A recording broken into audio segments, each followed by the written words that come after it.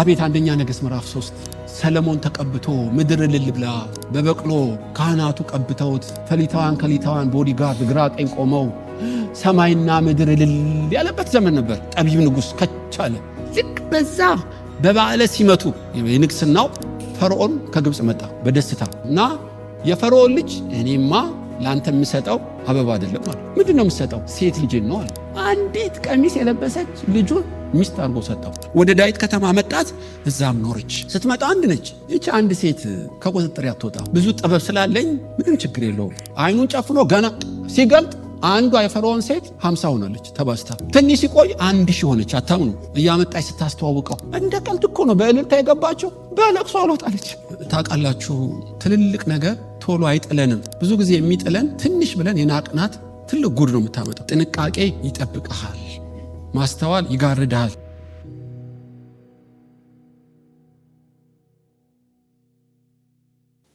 መጽሐፈ ምሳሌ ምዕራፍ 2 ቁጥር 11 ላይ ይመስለኛል። ጥንቃቄ ይጠብቅሃል፣ ማስተዋልም ይጋርድሃል። እና እንጸልያለን ጌታ እንዲያስተምረን። ጌታ ሆይ በጣም የምወዳቸው ከነዚህ ቅዱሳን ጋር እድሜና ጤና እየሰጠ ስለምታገናኘን በሰበሰብከን ቁጥር ደግሞ የሚያስፈልገንን የዕለቱን ምግብ ስለምትመግበን ክብር ለአንተ እንሰጣለን። ጌታ ሆይ ለተናጋሪና ለሰሚ አንተ ካልረዳ ካላገዝክ ይሄ ሊሆን አይቻልም። ክብር ለአንተ ይሁን። ስለ ስምህ ብለህ ስማን። አሜን። ዛሬ ማካፈላችሁ ስለ ጥንቃቄ እና ስለ ማስተዋል ነው። ወደ 5 ሰዎች እናያለን እንደው ሰዓቱ ከበቃኝ። ግን አንደኛ ማየው በጣም ታላቅ አዕማድ የሆነው አባታችን አብርሃምን ነው። አገልግሎት ጥንቃቄና መጠበቅ ያሻዋል በሚል ርዕስ ነው የምናጠነው። እና ትዝ ይላችኋል ምዕራፍ 12 ቁጥር 1 ላይ አብርሃም ከአገርህ ከዘመዶችህ ተለይተህ ውጣ። ግልጥ እኮ ነው እግዚአብሔር ቃል ከምን እንደሚለይ በሚገባው ቋንቋ ነው የነገረው። እኔ ወደማሳይ ምድር ውጣ አለው። አብርሃምም አባቱን ታራን እና የወንድሙ ልጅ ሎጥን ይዞ ጉዞ ጀመረ። እግዚአብሔር ምንድን ነው ያለው? ከቤተሰብ ከዘመድህ እኮ ነው ያለው። ትልቁን ጁንታውን ታዟል እኮ። አገሩን ለቆ በእምነት ወደማያውቅ ሄዷል። ግን ያንጠለጠላቸው 2 አሉ። አንዱ ሎጥ ነው። ለምን ሎጥ? ሎጥ ማለት የስሙ ትርጉም መጋረጃ ማለት ነው። ለምን ሎጥን ይዞት ሄደ? አባቱ የሎጥ አባት የአብርሃም ወንድም ነው እና ናኮር ይመስለኛል ሞቷል። አባቱ ስለሞተ አጎት ስለሆነ በሶሻል ኮድ ወይም ስለ ህሊናው ስል የሞት ልጅ ጥያ ሊድም ነው። ከእግዚአብሔር በላይ አዛኝ ሆኖ ቁጭ አለ። አንዳንድ መንፈሳዊ ነገሮች ከይሉኝታ ከሞራልም በላይ ናቸው። ታውቃላችሁ ለምን ተለያለው? ሉዓላዊ አምላክ ነው የሚያውቀው እንጂ እኮ ቤተሰብን አታክብር አባትን አታክብር ከሚል ጋር አይደለም። ከመለኮት ቃል ጋር ስትመዝኑት አብርሃም ያልተባለውን ደምሯል። አንዱ ሎጥ ነው። ሁለተኛስ ታራን ለምን ወሰደው? ሽማግሌ ነዋ። አብርሃም በኩር ነዋ። ማን ይጦረው? እዛ ሁለቱን ይዞ ሄደ። ታራ ማለት ማዘግየት ማለት ነው የስሙ ትርጉም። ሎጥስ መጋረጃ ማለት ነው። እንደ ስማቸው አንዱ አዘገየው፣ አንዱ ጋረደው። አታሙ ብዙ ጊዜ የሚጋረደ የሚያዘገየህም በጣም ትንሽ ያልጠነቀቀው ትልቁን እኮ ገድል ፈጽመዋል። ትንንሽ ነገሮች ግን ወይ ይጋርዳል ወይ ያዘገየህ እና ትዝ ይላችኋል ምዕራፍ 13 ቁጥር 7 ሎጥን ታራን ይዞት ሄደ። በሐዋርያት ሥራ ላይ ታራ በካራን ሞተ ይላችኋል። ከአገሩ ከሶሪያ ከኡር አወጣውና ካራን ሲደርስ አብርሃም ተቀመጠ። ለምን ተቀመጠ? አባቱ እረፍት ያስፈልገዋል ሽማግሌ ስለሆነ። ትንሽ ትንፋሽ ለመውሰድ ቤት ተከራይቶ ቁጭ አደረገው።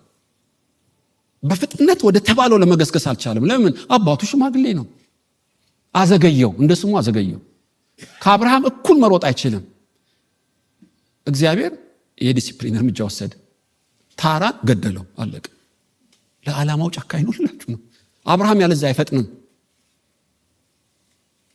አባቱ ገደለው ማለት ሲኦል ከተተው ማለት አይደለም እኮ። ግን ለታሰበው ተልእኮ ስላዘገየው እርምጃ ወሰደበት። አባቱን ባያወጣው ኖሮ በአገሩ በወገኑ መሃል ይቀበር ነበር። በካራን በማያውቀው ምድር እንዲቀበር ሆነ ማለት ነው። ከእግዚአብሔር በላይ አዛኝ መሆን አንችልም። እሱ እኮ የሚሻልና አዋጭውን የሚያውቅ ጌታ ነው። አንዳንዴ ለእግዚአብሔር እናዝንለታለን። ይገርማችኋል። እሱ እኮ ጠበቃ አማካሪ አይፈልግም። ከዛ ሎጥ ግን ረጅም መንገድ ሄደ። ትዝ ይላችኋል። ሎጥ ምዕራፍ 13 ቁጥር 7 ላይ እንዲያውም ሎጥ ያንተና የኔ ከብቶች በዙ፣ ይኸውልህ ያንተ እረኞችና የኔ እረኞች ሲጣሉ ሰማው።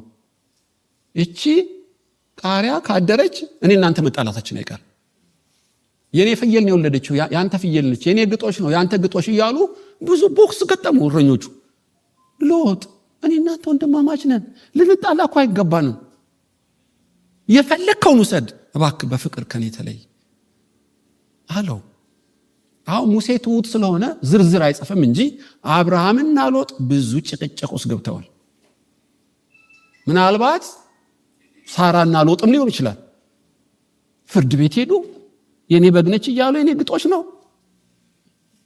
አንጣላ አለው እንጂ ቢዘረዘር ብዙ ጠብ፣ ብዙ ቁስል ጀመራ። ከኔ ተለይ ያለው ለግጦሽ ሳሽቶ አይደለም። አብርሃምና ሎጥ ረጅም ዘመን ከኖሩ አብረው በረኞች የተጀመረ በአብርሃምና በሎጥ መጠናቀቁ አይቀርም። ካንተ ጋር ከተጣላው ሰማይ ይዘጋብኛል። እባክህን እኔ አልፈልግም መጣላት፣ የፈለከውን ውሰድ በሰላም። ተለይቶም ሎጥ አይኑን ሲያነሳ ሰዶም ገሞራ እንደ እግዚአብሔር ገነት ነች። ያማረውንና እንደ ገነት የሆነው ላይ ጉብ አለበት። ሰዶም እኮ አሁን ስለጠፋ ነው እኛ የምንጠላው እንጂ ሙሴ ሲጽፍልን ከመጥፋቷ በፊት እንደ እግዚአብሔር ገነት በግብፅ አምሳያ ነበረች ማለት ነው። አብርሃም የመረጠው ደግሞ ደረቅና ውሃ የሌለውን ነው። አንተ ያው ለደረቁን እኔ ወስደዋለሁ አለው። አጎቴ አንተ በእድሜ ትበልጠኛለህ፣ ለዚህ ምድር ያበቃኸኝ አንተ ነህ፣ በአንተ በኩል ነው በረከቱ፣ አንተ ምረጥ እንጂ። አንደኛው አማራጭ ነው። አረ ካንተ ከምለይ ሁሉ ይቅርብኝ። እረኞቹ የራሳቸው ጉዳይ ሌላ ነው። ሎጥ ግን ፈጥኖ ሰዶም ገሞራ ለሟን ቀበረበት። ችግር የለውም ማለት በሰላም እንለያይ እንጂ ችግር የለውም። ትዝ ይላችኋል። ልክ ሎጥ ከአብርሃም ሲለይ እግዚአብሔር ተገለጠለት፣ ጋርዶበት ነበር ማለት ነው። እና በቃ የሎጥ ምድርንም ሰሜኑንም ሁሉንም ሰጥቻለሁ አለው። ታውቃላችሁ። በኋላ ሎጥ ወደ ሰዶም ገሞራ ከሄደ በኋላ 5 መንግስታት ሰዶምና ገሞራን ወረሩ። ፈጥኖ አንድ ወሬኛ ለአብርሃም ነገረው። የወንድም ልጅ ሎጥ 5 ነገስታት ማርከዋል አሉት። አለቀለት። መምሬ እስኮልና አሁናንን 318 ብላቴኖችን ይዞ ጦር ሜዳ በሌሊት ገባበት። እግዚአብሔር ጣልቃ ባይገባ አብርሃም እኮ ሞቶ ነበር በሎጥ ምክንያት። ስንት ጦርነት ባልተጠነቀቀው አንድ ባዘልከው ሰው ለኩስላል። እነ መልከጼዴቅ ተገልጠው እግዚአብሔር ካንተ ጋር ነው አለው እንጂ የውጊያው ምክንያት ሎጥ ነው። የጭቅጭቁ ምክንያት ሎጥ ነው። ለምን? መጀመሪያ ያልተጠነቀቃት ምንም አይደለች ብሎ ልፍ ያረጋት ነገር ትዘረዘርለት ጀመር። ታውቃላችሁ፣ የራስ ምታት፣ የትካዜ፣ የቁዘማ ምክንያቶቻችን ስታጠነጥኑት አንድ ወቅት ቸል ያልናት ሾልካ የገባች ነች። ስር ሰዳ መራራ መርዝ ነው የምትሆነው። አባታችን አብርሃም ሐዋርያ ዘፍጥረት ምዕራፍ 20 ቁጥር 14 ላይ ረሃብ ስለነበረ ወደ ፍልስጤም ምድር ሄደ ይላችኋል። ምዕራፍ 20 ቁጥር 14 እና እዛ አቤሜሌክ የተባለ ሰው ሳራን አይቶ ወሰዳት፣ ቆንጆ ስለነበረች። እና አብርሃም ሲጸልይ ሚስቱ ባለባል ነውና ነብይ ነው፣ ይጸልያል፣ መልሳለሁ ካለዛ ጨርሰሃለሁ አለው። ደነገጠ አቤሜሌክ። ስለዚህ አብርሃምን ጠርቶ ለምን ኃጢአት አረክብን አለው። ለምን እህቴን ይቻል ካለው፣ አይ እኔ ትገሉኛላችሁ ብዬ ነው፣ በቃ እንካ ሚስትህን፣ ምንም እኔ ደግሞ አልደረስኩባትም፣ ይኸውልህ ይህን ያክል ብር እንካ ብሎ ወንድና ሴት ባሪያዎችም ከብትም ሰጠው ይላል። ከሴት ባሪያዎች መሃል አጋር አለች እና በስጦታ ወረቀት ተጠቅልላ መጣች ነው የምልህ። አጋር የማዕቤዝ ነች። የዘላለም አምላክ ነው የምትሉ የእስማኤል እናት እኮ ማለት ነው። ተጀመረልህ። እስማኤልና አጋር እንደ ጌሾ ለሁለት አስነኩት ቤቱ። ሰራተኛዬን በብብት ብሰጥ እንዳረገዘች ባየች ጊዜ ናቀችኝ። በእኔና ባንተ መሃል እግዚአብሔር ይፍረድ፣ እግዚአብሔር ይፍረድ። እግዚአብሔር ባልና ሚስት ጭቅጭቅ ተኩሶ ነው ቤት ውስጥ። እኔ ምን አልክ ነው የምትይኝ? አንቺ አይደለ እንዴ ተኛ ብለሽ ያመጣሻት? አኩተሽ የጋገርሽው አንቺ ነገሩ እና ትንቀኛለች እንዴ? ልብስ ጠቢ ስላት ራስሽ ጠቢ የምትለኝ ፊት እኮ ሰታት። እኔ ምን ላርግ ታዲያ? የራስ ጉዳይ። ተጀመረ እሳቱ። የምትወጁን አርጊያት ከፈለግሽ። ያለ ባህሪዋ ሳራም አጋርን አሰቃየቻት ይላል። መቅጣት ሴቶች ይችላሉ ታውቃላችሁ። ሙሴ አይዘረዝርም፣ የዋህ ነው ታውቃላችሁ። እኔ ልዘርዝርለት። በእውነት አሰቃየቻት። ምንድን ነው? ውሃ አስቀዳቻት። ነፍሰ ጡር እኮ ነች። ውሃው ሲመጣ ጌሾ አስወቀጠቻት። ልጁ እንዲጨነግፍ ነው እንዴ? ልብስ አሳጠበቻት ልልችላል። በቃ አሰቃየቻት። ቀላል አይደለም። ምር ሲላት ብን ብላ ጠፋች አጅሪት። ከዛስ መልአኩ ተገለጣ። አጋር ከወዴት ነው የምትመጪው? ወዴት ነው የምትሄጂው? እኔ የመጣሁት ከእመቤቴ ኮብልዬ ነው፣ የምሄድበትን እኔ አላውቅም። እግዚአብሔር እንዲህ ይልሻል። እኔን? አዎ ምን አለኝ? ሳራን አስቸጋሪ በያት። ሃሌሉያ ነው የምትለው። አስቸጋሪ በያት። ይኸውልሽ እንደ ምድረ በዳ የሚመስሉ 12 ልጆች ትወልጃለሽ። ሄደሽ ተገዥላት እና እኔ ካንቺ ጋር ነኝ፣ ከብላቴናዋ ጋር ሆናለሁ። ሄደሽ ተገዥላት። አዎ። ሳራ አስቸጋሪ ነች። አዎ። ወንድ ልጅ ነው የምወልደው። አዎ። አጅሬት ኃይል ተሞልታ መጣች። በራን ኳኩታ ገባች። ለምን ሄድሽ አትላትም ሳራ። ለምን መጣሽ ነው። እኔ የምልሽ መልአክ ተገለጠልኝ ለአንቺ። በእውነት ነው የምልሽ። ምን አለሽ? ይኸው እንዳትታዘቢ አስቸጋሪ ብሎሻል። እኔ አንቺ ነው ይለይልት ብላ አሁን አርግዣለሁ። ያኔ አልትራሳውንድ የለም። መገለጡ ውሸት እና እውነት መሆኑን ካወቅሽ ወንድ ልጅ ነው የምወልደው ከፈለግሽ። ሴት ከሆነች ከኔ አይደለም ከእግዚአብሔር ወንድ ልጅ ነው ያለኝ። የምድር በዳ አህያ የሚመስል የገረመኝ እሱ አይደለም ስልሽ፣ ምንድን የገረመሽ? አብርሃምን ምን ነበር ያለው? እንደ ባህር አሸዋ አበዛዋለሁ ባርከዋለሁ ምናምን ነግረሽኝ ነበር። ለእኔም እንደዚህ አይለኝ መሰለሽ እንዴ? እባርከዋለሁ አለኝ እኮ እኔ። አገጣጥሚው ትንቢቱን። የኔና የአብርሃም ባልና ሚስትነት ሰመረ ማለት ነው። ኧረ እባክሽ በእውነት ነው የምልሽ። አለቀ። ውጪ እንዳትላት መልአክ ነው ግቢ ያላት። ኑሪ እንዳትላት አይኗ እያየ ባሏ ተወሰደ። አሁን እኮ ስሰብክ ነው የሚቀላችሁ። በቤታችሁ ባላችሁ ከሰራተኛ ቢወልድ እንደ ሚስት አንዴ አይደለም ሁሌ ቢተኙ እስማኤል ቢወለድ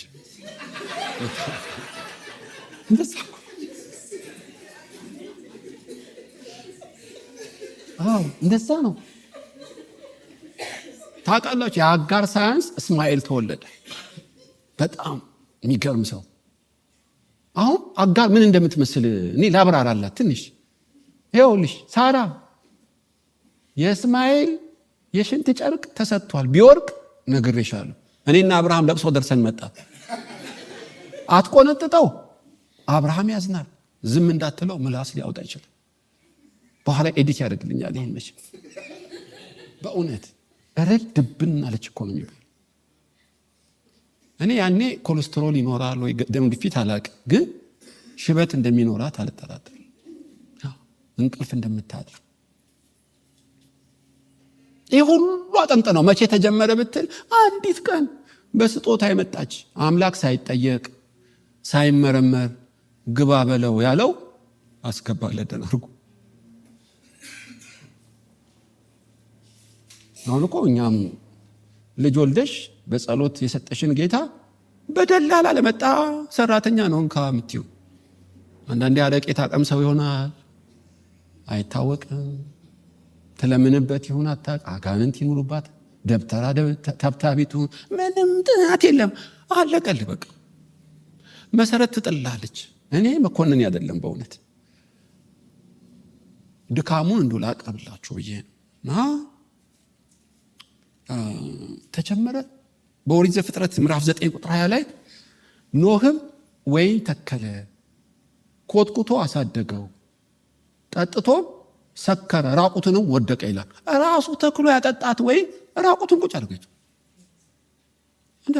ምን ተክለው እኛው ኮትኩቶን ያሳደግነው ነው ራቁቱን የሚጥል ላናን ያዞርሃል። በቃ ካልተጠነቀቅ ጥንቃቄ ይጠብቃል።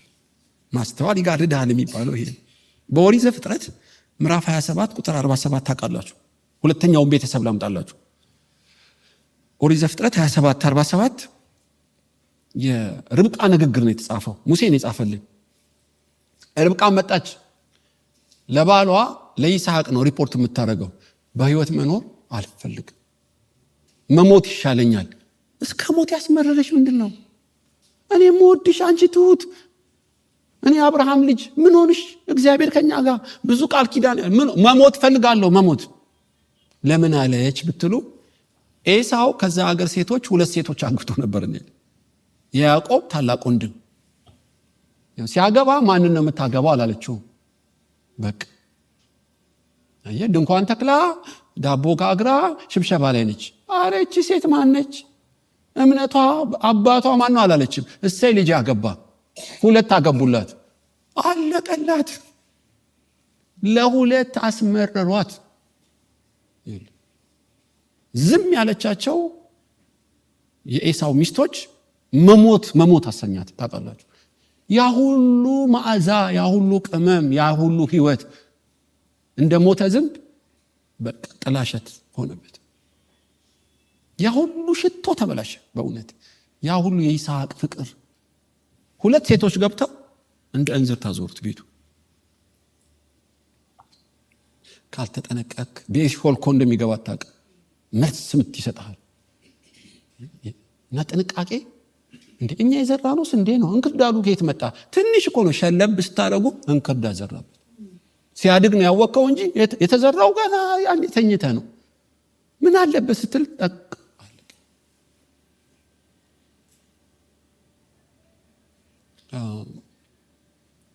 አንድ ቤተሰብ ልጨምርላችሁ። ኢያሱ ምዕራፍ 9 ቁጥር 4 ኢያሱ እኮ ኃያላን ከሚባሉት ነው። ፀሐይ ያቆማል፣ ይደመስሰዋል። ተአምራቱ እኮ ብዙ ነው። የገባውን ሰዎች ግን መጡ ይላል ምዕራፍ 9 ቁጥር 4።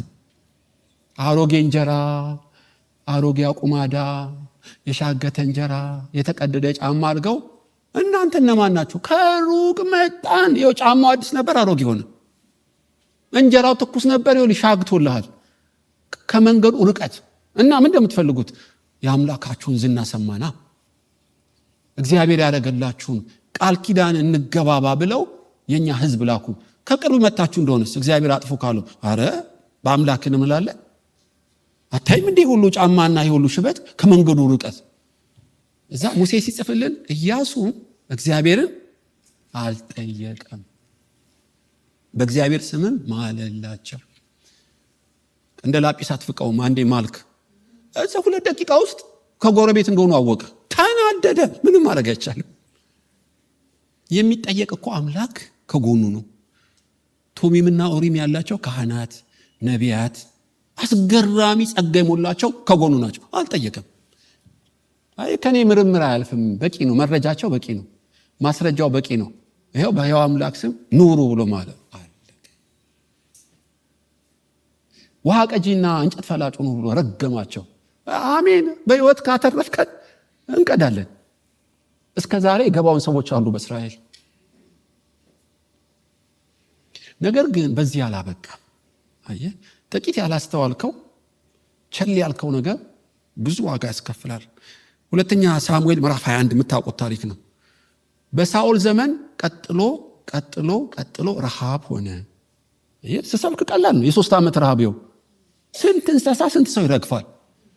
እግዚአብሔር 1 ዓመት እንደምንም ቻልኩ፣ 2ኛ ዓመት ማዳበሪያ እያለኩ አነቀ። 3 ህዝቡ ረገፈኩ። ምንድነው ሚስጥሩ?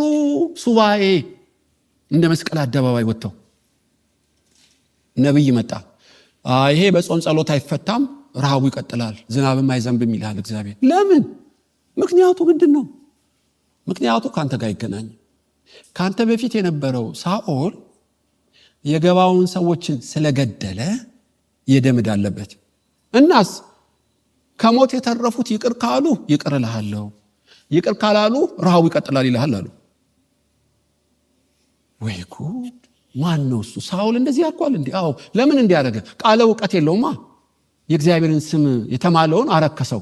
ይሄ ማርና ወተት የሚኖረው የአብርሃም ዘር ያልሆነው እነማን ናቸው? የገባውን ሰዎች ናቸው። ግደሉ አለ። ኧረ ተው አሉት ካህናት። በእግዚአብሔር ስም ተምሏል። ለገባውን ወግኖ ሳይሆን ስለ ስሙ ቀናተኛ ነው። አትችልም አሉት። ሳኦል ታውቃላችሁ በደመ ነፍስ የሚመራ ጠቅላላ ገደላቸው።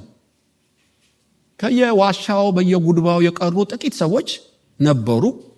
ሰለሞን ጠራቸው ማለት ነው። ዳዊት ና ቤተ መንግስት ከቶ ያላቸውን ታውቃላችሁ። እኔ ከግብር ነፃ አረጋቸዋለሁ፣ ታክስ ቫት የሚባል የለም፣ በነፃ ኑሩ፣ ብር ወርቅ ሰጣቸዋለሁ። ያባብላቸዋል። አንድ ነገር ብቻ አርጉ፣ መርቁኝ አላቸው። ያንተ ብርና ወርቅ ታክስ ቫት ይቅር አንፈልግም። እና ምንድነው የምትፈልጉት? እኛ ካጠፋው ከሳኦል 7 ልጆች ስጠን፣ የሳኦልን ዘሮች። ለምን እንሰቅላቸዋለን? ምን ያደርግላችኋል? እነሱን ብትሰቅሉ ብርና ወርቅ ልስጣችሁ። እምቢ ብለው ግግም ትተውት ሄዱ። እንደውም ዳዊት ተጨነቀ። ወይ ዘሮቹን አሳልፎ መስጠት አለበት፣ ወይ ረሃቡ መቀጠል አለበት። ንጉሥ ስትሆኑ ነው የምትጨነቁት። አሁን የእግዚአብሔር ስም እና ቃል ኪዳን ጉዳይ ነው። ቢለው ማይፈታ እንቆቅልሽ ሆነበት። በቃ ጀነራል 7 ሰው ፈልገ አሳልፈ ስጣለሁ። ታውቃላችሁ የሳኦል ሚስት ሪጽፋ የወለደችው 2፣ ሜሮብ የሳኦል ልጅ ከኢስድሬል የወለደችው 5 ተነጥቀው ተሰጣቸው። 7ቱንም ሰቀሏቸው። ሆ እያሉ ሰቀሏቸው። ከዛ እግዚአብሔር የተለመነውን ሰማ፣ ዝናብም ዘነበ ይላችሁ። የሁሉ ጣጣ፣ የሁሉ ለቅሶ፣ የሁሉ ረሃብ በምን መጣ ብትል በትንሽ ስንፍና፣ ያለ ጥንቃቄ የተገባ ቃል ኪዳን። እንዴት ከባድ ሰይጣን እንዴት ተንኮለኛ እንደሆነ ነግራችሁ ላስጨንቃችሁ ሳይሆን ህይወት ጥንቃቄ በጣም ማስተዋል ያስፈልገዋል። እንዲያውም ይመስለኛል ትንቢተ ኤርምያስ 28:1 ላይ ነቢዩ የገባውን ሰው የአዛሪያ ልጅ ሐናንያ በገባውን ምድር የተወለደ እስራኤላዊ ይሁን ወይም የገባውን ዘር ያለበት ይሁን ማጣራት አለብኝ። በእርግጥ ግን የገባውን ሰው ይላል ኤርምያስ ላይ 28:1 እና እግዚአብሔር እንዲህ ይላል፣ በ2 ዓመት የባቢሎንን ቀንበር ሰብር ያለው ይላል። ኤርምያስ 70 ዓመት ምናምን የሚላችሁ ውሸት ነው ይላል ብሎ የእንጨቱን ቀንበር ሰበረው። ሰው እያየ እግዚአብሔር እንዲህ ይልሃል፣ በሐሰት ትንቢት ህዝቡን አስታምነሃልና የብረት ቀንበር ይሆናል ከእንጨት ቀንበር፣ አንተም በዚህ ዓመት ትሞታለህ ይለዋል። እግዚአብሔር ገደለው ሐናንያ። ህዝቡን የሚያስት ኤርምያስን የሚሰብር አደገኛ ነብይ ምናልባት የገባውን ሰው ዘር አለበት እንዴ ይላል፣ ወይስ የሀገሩ ተወላጅ ይሁን የዛ ምድር አይ ዶንት ኖ። ሆኖ መዘዙ ስር እየሰደደ መጣ እኮ ነው የምላችሁ። የ2 ደቂቃ ጥንቃቄ ማጣት ቢመዘዝ አላልቃል።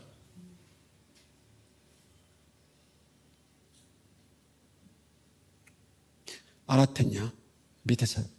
አንደኛ ነገሥት ምዕራፍ 3 አቤት አንደኛ ነገሥት ምዕራፍ 3 ሰለሞን ተቀብቶ ምድር እልል ብላ በበቅሎ ካህናቱ ቀብተውት ፈሊታዋን ከሊታዋን ቦዲጋርድ ግራ ቀኝ ቆመው ሰማይና ምድር እልል ያለበት ዘመን ነበር። ጠቢብ ንጉሥ ከቻለ ልክ በዛ በበዓለ ሲመቱ የንግስናው ፈርዖን ከግብፅ መጣ በደስታ። አሁን ታውቃላችሁ በበዓለ ሲመት ብዙ ሚኒስትር ውጭ ሀገር ሰዎች እንደሚመጡት ያም መሪዎች መጡ እና የፈርዖን ልጅ እኔማ ላንተ የምሰጠው አበባ አይደለም አሉ። ምንድነው የምሰጠው? ሴት ልጅ ነው አሉ። አንዲት ቀሚስ የለበሰች ልጁን ሚስት አድርጎ ሰጠው። በደስታ ስለጦዘ ማቱን ምንም ጥረት ከአሕዛብ እኮ አትጋቡ የሚል ቃል አለ። ካህኑም ትዝ አላለው። ወደ ቤተልሔም አምጥቶ አኖራት ነው እንደዚህ ይላል። ወደ ዳዊት ከተማ መጣት፣ እዛም ኖረች። አንደኛ ነገሥት 3:1 ላይ ስትመጣ አንድ ነች። ይህች አንድ ሴት ከቁጥጥር አትወጣም። ብዙ ጥበብ ስላለኝ ምንም ችግር የለውም ዋናው ንግስናው ነው፣ ቤተ መቅደሱ ነው ብሏል። አይኑን ጨፍኖ ገና ሲገልጥ አንዷ የፈርዖን ሴት 50 ሆናለች ተባስታ። ትንሽ ሲቆይ 1000 ሆነች። አታምኑ። እያመጣች ስታስተዋውቀው በንግስና በዓሉ አንዴ ካሞሴ ስታመጣ፣ የሞሎክ ሴት ስታመጣ፣ ጸጉሩ የረዘመ ስታመጣ፣ ገባ በለው ሲል ሳያውቀው 300 ሚስት 600 ሆነው ተባዙለት። እንደ ቀልድ እኮ ነው። በእልልታ የገባቸው በለቅሶ አልወጣለች፣ ገባች በቃ። እኔ አንድ ጓደኛዬ ነገረኝ፣ አንድ ቻይና እና ኢትዮጵያ የተጋቡ አለኝ እና በባህልህና በባህሌ ተባብሎ ነው የተጋቡት። ባህሌን እንዳትነካ ባህልን አልነካም እና እነሱ ያው ሁሉን ይበላሉ እና ከገበያ በረሮ ገዝቶ መጣለች ቀቅሎ። እነሱ ይበላሉ እንዳትሰቀቁ በሉ። እሷ አልበላችም እና ፍሪጅ ውስጥ አደረገው የተረፈውን። ሲወጣ ያን በረሮ ክደኛው አላት። ምን እንዳይገባበት ብለህ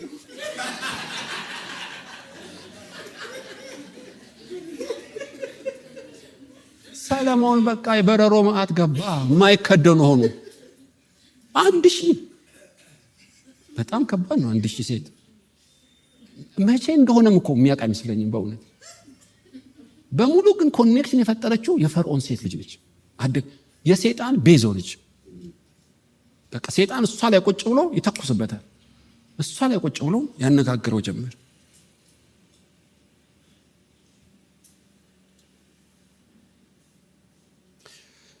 ታውቃላችሁ፣ የጥቂቷን ነገር የናቀ ሰው ይወደርና ያላሰበው ነው የሚመጣበት። ጥንቃቄ፣ ማስተዋል። ምን ችግር አለው የምትለው ነገር ችግር አለው እንጂ ብራዘር፣ በኋላ መፍትሄውን እነግራችኋለሁ። መሬቱን ሳትሸጥ ያንተ ነበር፣ ስትሸጠው ለምን ዋሸ? ትሞታለህ አለው። መሬት የዋሸ ሞት ይፈረድበታል እንዴ? ለምንድን ነው ያካበደው ማለት የለብህም። ይህንን ዝም ካለ እንደ እርሾ ጠቅላላ አጭበርባሪ ሆኖ ቁጭ ነው የሚልል። መንፈስ ቅዱስ ይሸሻል። ስርዓት ሆኖ ደረቅ አምልኮ ሆኖ ቁጭ። ሞቱ ማለት ሲኦል ገቡ ላይሆን ይችላል። አንተም እንደሱ አንቺም በ3 ሰዓት ጭጭ አደረጋቸው። ፍርሃተ እግዚአብሔር ወደቀ። እዝራስ ከአሕዛብ ጋር ሲጋቡ ሲያይ ጢሙን እየነጨ ልብሱን ቀዶ መሬት ላይ ለምንድን ነው የምታካብደው? ጢም ለምን ትነጫለህ እንዳትለኝ፣ ባቢሎን የተማረክ ነው በዚህ ጣጣ አይደለም እንዴ? ጠቅላላ ይለዩልኛል። ሲሪየስ ነበረ ታውቃላችሁ። አንዳንዱስ ፈቶ ሲያገባ እልልታ ነው፣ ችግር የለው። ውጭ ሀገር እህቱን አግብቶ ሲሄድ ችግር የለው። ቀስ እያለ ለበግ ዙፋኑን ይዞ ቁጭ ይላል። ኮመን ሆኖ ኃጢአት ቁጭ ይላል። ስለ ሀገር መዝፈን ምን ችግር አለው የሚል ሰምቻለሁ። ለሚስቴ ብዘፍንላት አለኝ አንዱ። እንዲያውም አንዷ ምን አለ ባሌ መልክሽ ያምራል እያለ ቢዘፍንልኝ አለች። ኧረ እባክሽ መዝሙር ለእግዚአብሔር ነው፣ አንቺን በጊታር ያድንቅሽ ምን ችግር አለው አለች። ክርስቲያኑ ቀስ ብሎ በቃ ገባላችሁ ማንጎራጎር። ከባድ ነው ዘመኑ እና ሰለሞንን ገለበጡት ነው የምላችሁ። ጥንቃቄ ማስተዋል ይጠብቃል። 5ኛው ኢዮሳፍጥ ነው የመረጥኩት። 2ኛ ዜና 18 ላይ በ35 ዓመቱ የነገሰው 25 ዓመት የነገሰው ብዙ ክብር ብዙ ብልጥግና።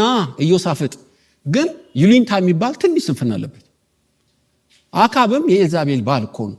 ምሳ ይጋብዘዋል። ዘሎ ምሳ ጠረጴዛ ላይ ቁጭ። ጣዖት ከሚያመልክ አመንዝራ ሴት ባል ካለው ጋር ምን ግንኙነት አለው? በጣም ይሉኝታ ያጠቀዋል። በጣም የዋህ እግዚአብሔርን የሚወድ እኮ ነው ይሉኝታ የሚባል። ወደ ጦርን ሜዳ ልንሄድ ነው፣ ከኛ ጋር ሂድ። እግዚአብሔር ራራለት እኮ 400 ነቢያት ውጣ ውጣ ይላሉ።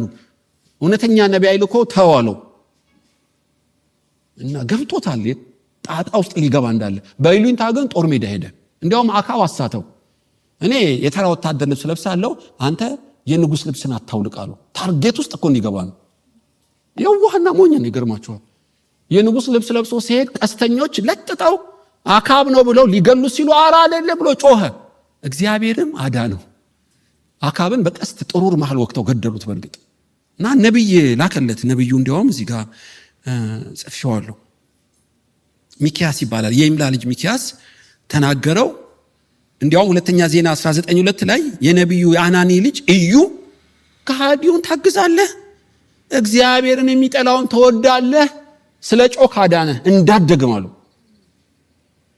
እና ስራው እጅግ ክፉ ከሆነ አካሲያስ ጋር ይላል ሁለተኛ ዜና ምዕራፍ 20 ቁጥር 35 ላይ ስራው እጅግ ክፉ ከሆነው ከአካሲያስ ጋር ቢዝነስ ሼር ውስጥ ገቡ። መርከብ ሰርተው በጽዮን ጋብር ወርቅ ለመነገድ ሲሄዱ ነብይ ላከበት። ነብዩ አልዓዛር ይባላል። አንተ ምን አይነት ሰው ነህ አለው። እንዴ የትንፍጩ ዱቄቱን አምጪ ነው እንዴ? አንተ ወርቅ ነው ብር ነው ቢዝነስ ሼር ውስጥ የገባው እኮ መተተኛና ደጋሚ ነው። አንተ ከሱ ጋር ምን አለ? ባለፈው ነገርኩ። አሁንም በይሊንታ ገባህበት። መርከቡን ሰበረው፣ ስራውን ማፈረሰው ይላል። ልዳችሁት አካሲያስ ከመጠን በላይ የዋህ ነው። ከመጠን በላይ ይሉኝታ ያጠቃዋል።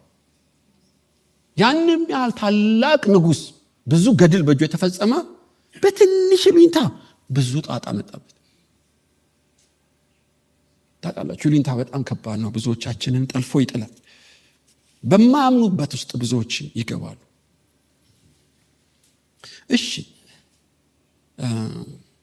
ጥንቃቄ ይጠብቅሃል፣ ማስተዋል ይጋርድሃል እኮ ነው ማካፈላችሁ በአገልግሎት በህይወት ውስጥ ምን እናርግ? ዘመኑ በጣም የብርሃን መልአክ የመሰለ ነው። ምን እናርግ? በጣም ተመሳስሎ የሚመጣ ነው። ትላንት ራሱ አንድ የወዳጄ መዝሙር ሰማው። ሞቷል እኮ የዛሬ 20 ስንት ዓመት። ነጭ ልብስ ከረባት አድርጎ ምን ነጭ ሸሚዝ፣ ድምፁ መልኩ የሚያምር ሆኖ ይዘምራል። እንዴ ከየት መጣ አሉ። ሳጣራ ኤአይ ነች አሉ። ኤአይ ራሱን ቁጭ አድርጋው ቆንጆ አድርገው ትዘምራለች። እጇ እንደዚህ እያደረገ እሱ መስሎኝ ነበር። ለካ አርቲፊሻል እሱ ነው። ይገርማል። እኔ ራሱ ተሸወርኩ። ከሞት 20 ስንት ዓመት ያ እንዴት ነው አምሮ ድምፁ ይሄ ሁሉ የለበሰው ዘመናዊ ልብስ ስጠያየቅ በኤአይ ነው አሉ። ምን ኤአይ የሚባል ነገር ጅኒ መጥቷል። በጣም አደገኛ ነገር። ለመልካም ብንጠቀም 100% እንዳንጦን ይፈራል። በቃ ኤአይ ስብከትም ታዘጋጃለች፣ ስቴትመንት ጽፍልሃለች። እኔ ጥያቄ ቻርጅ ቢቲ የሚለው አደማሉ ስለ ባይብል እንደኮ ምንጯ እኮ ሌላ ነገር ነው የሚመስለኝ። እንዲያውም ራእይ ላይ አውሬውም ለዚህ እስትንፋስ ለሌለው እፍ ሲልበት እስትንፋስ ሰጠው። እቺ ኤአይ ሄዳ አንቲክራይስት እንዳትሆን ፈራል። እኔ ጥናት ይጠይቃል። በርግጥ ሐሰተኛው እፍ ሲልበት እስትንፋስ ሰጠው ይላል። እኔ የሚገርም ነው። ወደፊት ራእይን እናጠናለን። በርግጥ ይሄን ያመጣሁት በጣም ተመሳስሎ የብርሃን መልአክ መስሎ የሚገቡ ብዙ ጅኒዎች ስላሉ ካልተጠነቀቀን እግዚአብሔርን ያገለገልን መስሎ እንዳንሸወድ ፈራለሁ። ብዙ ነገር እና ምን እናርግ ነው? እንዴት እንጠንቀቅ? እኔ ሳላወሳስብባችሁ ዮሐንስ 7:12 የኒቆዲሞስ መርሆ ይዋሉ ለማስታወስ እንዲመቻችሁ።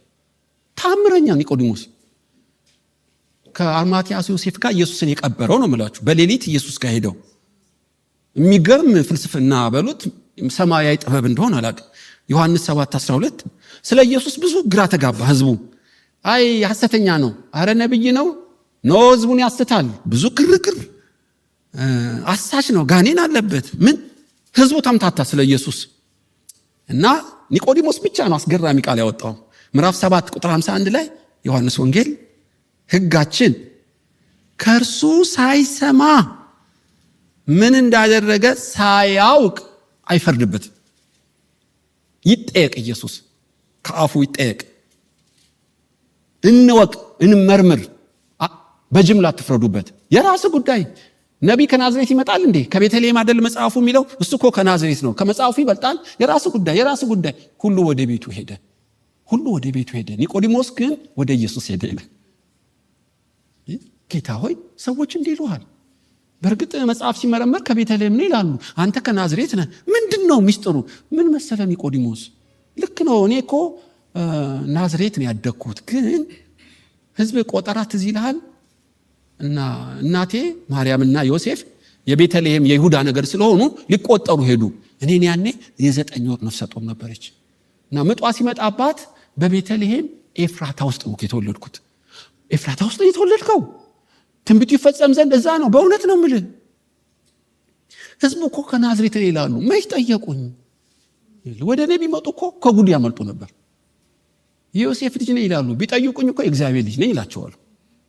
ናዝራዊ ነው ይላሉ። ቢጠይቁኝስ ቤተልሔም የተወለድኩት እላለሁ። አንተ ስለጠየቅ አመለጥክ። ኒቆዲሞስ ግን ወደ ኢየሱስ ሄደ።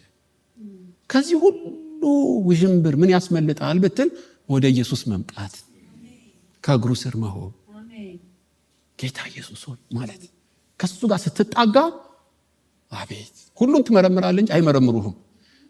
በጆሮ ልጄ ሆይ ይላል። መንገዶች ነች፣ ይሄማ አደገኛ ነው ይላል። ልክ ሔዋን አዳምና ሔዋን ፍሬውን እንደዋጡ ማታ እኮ ያነጋግራቸዋል። ጌታ ሆይ ጎመጀው፣ ምራቄ ተንጠባጠበ፣ ግመጭው አለኝ፣ አትሞችም አለኝ። ውሸቱን ነው፣ ሞት አለበት ልጄ ይላት ነበር። አቤት ወደ እግዚአብሔር መምጣት፣ ወደ ኢየሱስ መቅረብ።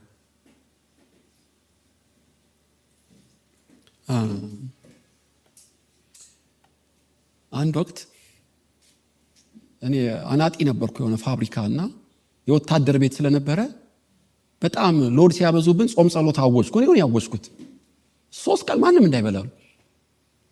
በኋላ እየጾምን አናጢ ስለሆንኩ ጓደኛዬን ማሽን እጁን ቧጨረው፣ ቀኝ እጁን በፋሻ ተጠቀለለ ማለት ነው።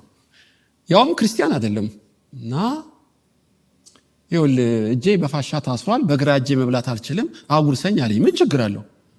እኔ ጾም ጸሎት ላይ ነኝ ብዬ ሜክሲኮ ወሰድኩት እና አጎረስኩት። ጠገብ ስትለው አዎ በል እጄ ልታጠብ ብዬ ስወጣ እጄ ላይ ወጣየ። ከሆቴል ስወጣ ያንዱ ማለት ነው ክርስቲያን ወይ ጾሙ ብሎ ሲበላ ምን አይነት ነው? አማኝ በቃ ወሬው ተሰራጨ፣ ውሸታም ተባልኩ። እንግዲህ ድሮ ክርስትና በጣም ጥብቅ ነበር። የዛሬ 30 ዓመት እኮ ነው የምነግራችሁ። ተከሰስኩ በኮሚቴ እንደ ዳኛ። በቃ እንዴት ትበላለህ ተባልኩ። ማን እኔ አልበላሁም። በልተሃል ደግሞ ትቀዳለህ እንዴ? በአይኑ በብሌኑ ማን ያየኝ ይምጣ። ወጥ እጅ ላይ አልበላሁም ትላለህ እንዴ አንተ? አይቼ የለ እንዴ አለኝ። ከዛ ያጎረስኩትና አምጥቼ መስክር አልኩት።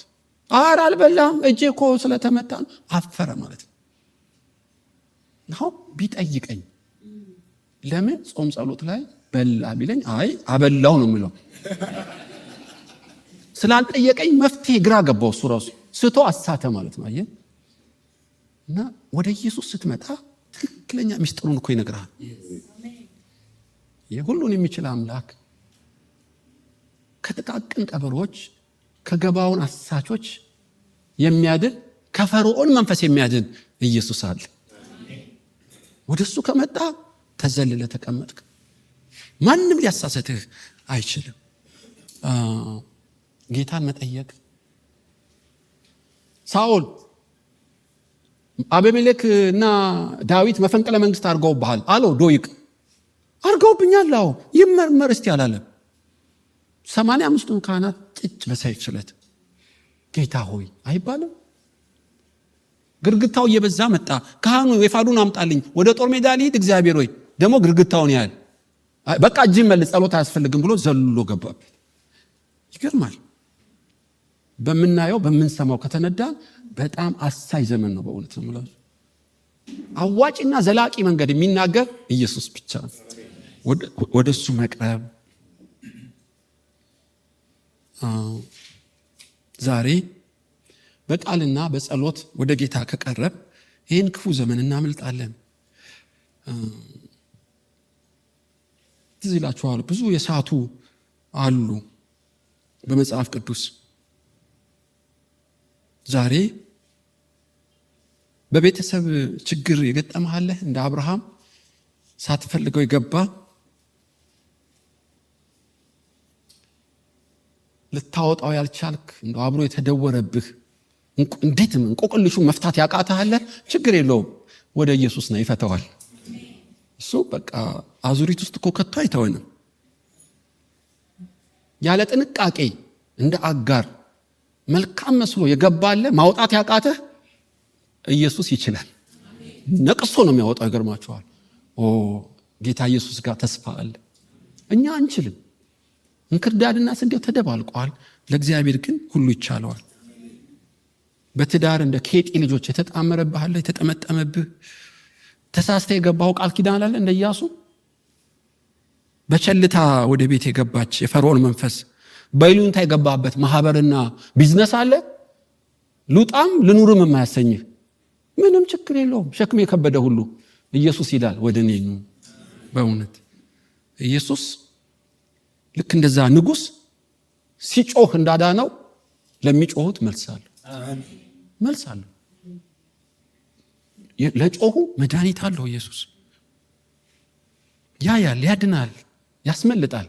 ኢየሱስ ያወጣል፣ ይፈታተዋል። የናሱን በሮች ይቆርጠዋል፣ የብረቱን ደጅ ከፍተዋል። ኢየሱስ ታላቅ። አንድ ነቢይ ምን ሆነ ታለቅሳለህ አለው። በጌን አንበሳ በላው፣ ስጋዋን ቁርጥም አድርጎ ድብ ነው መሰለኝ ደግሞ አጥንቱን ቁርጭምጭም አደረገው። ሄዱ በቃ በልተው እና ይሄ ነው የሚያስለቅስ፣ ችግር የለውም አንበሳ ና ትፋ፣ ድብ ስጋውን ትፋ፣ ተገጣጠሙ፣ በህይወት ኑሪ ውሰድ አለው። ይችላል ኢየሱስ። የሞቱ አጥንቶችን ገጣጥሞ ሰራዊት ያደርጋል። ለኛ ነው ውሉን የሚጠፋብን እና መፍትሄ ኢየሱስ ጋር አለ። ያለ ጥንቃቄ ያለ ማስተዋል የገባንበት አረንቋ ካለ መድኃኒት አለ። ስሙ ማን ነው? እስኪ ጮክ በሉ። ኢየሱስ። እንጸልያለን።